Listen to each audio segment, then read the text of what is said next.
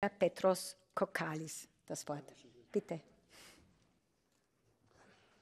Commissioner, Mr. President, dear colleagues, it is very pleasing to see what started as a dialogue among a small group of MEPs, the SDG Alliance led by Barry Andrews, to have grown into a collective cross-party effort to place the SDGs at the heart of our institution and policy making, debating today at plenary the annual report on the state of implementation of the Sustainable Development Goals in the European Union. This debate could not have been more timely.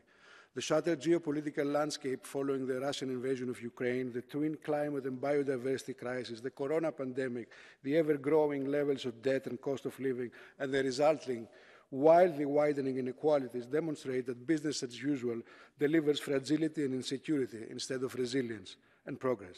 It is in this context, in this era of permanent polycrisis, that the global goals become an invaluable universal language of global solidarity.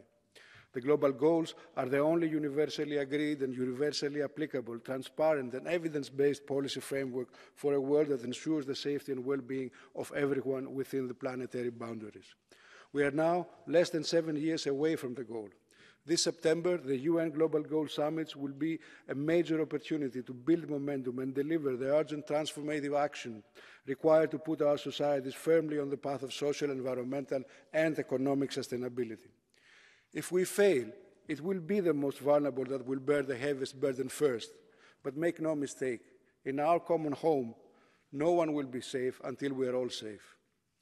With multilateralism under threat, EU leadership is critical and must be credibly demonstrated. That is, we must lead by example. We must mainstream the SDGs in all policy areas, ensure policy coherence, and strengthen the relevant governance structures.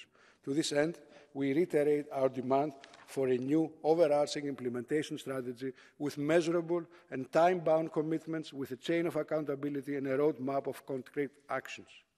The integration of the SDGs into the European semester must be further developed towards a thorough review of the EU fiscal rules that would afford Member States the flexibility and the tools to deliver the necessary investment for the green transition and social cohesion. Ideally, a resilience pact to replace the Stability Pact that would go beyond GDP and guarantee both the European climate law and the European pillar of social rights. The global goals can only be reached if we bring them closer to people. This is the very essence of the pledge to leave no one behind that lies at the heart of the goals and, of course, our own European Green Deal. We must re-establish permanent structured dialogue with all stakeholders, including via the European Economic and Social Committee, and encourage local governments to use the work done by the Joint Research Centre on local and regional voluntary reviews. To make significant strides towards the SDGs, it is imperative that we address the increasing financing gap both within the EU and globally.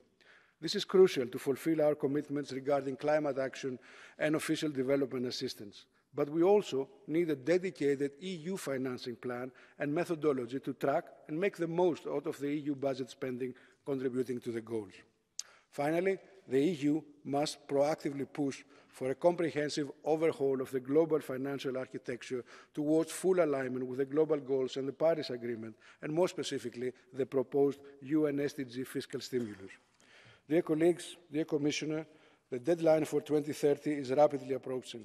We need to step up our efforts.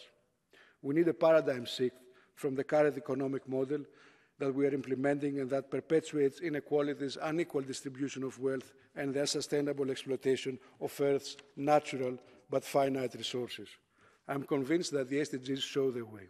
So I would really like to extend my gratitude to my dear colleague and co-rapporteur Udo Bullmann, and as well all the shadow rapporteurs and colleagues who over the years have contributed constructively in advancing the SDGs implementation in the European Union. Thank you. Dankeschön.